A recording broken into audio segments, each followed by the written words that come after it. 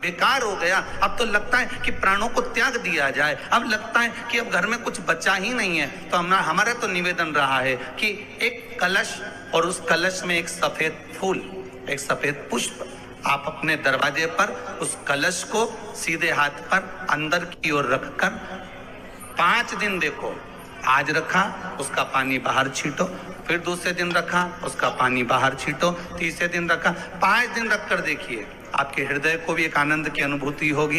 एक बात याद रखिए, सोमवार के दिन अगर जल के पात्र में लाल चंदन को घोलकर अगर शिव को समर्पित कर दिया जाए, केवल 5 सोमवार कर देखिए, जो मन की कामना होती है वो पूर्ण हो जाती है। लाल चंदन केवल अगर जल के पात्र में अगर घोला जाए और जल के पात्र में घोलकर जल को लाल चंदन मिलाकर अगर शिव को समर्पित करा तो शंकर भगवान राजी हो जाते, प्रसन्न हो जाते। शिव को चाहिए क्या? केवल एक जल।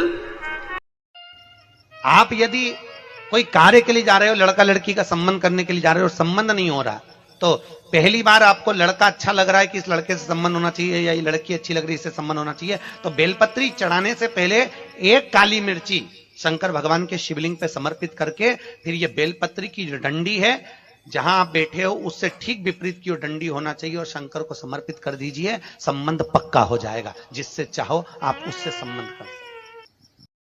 आप लोगों से निवेदन, प्रयास करना, एक सफेद पुष्प, एक श्वेत पुष्प।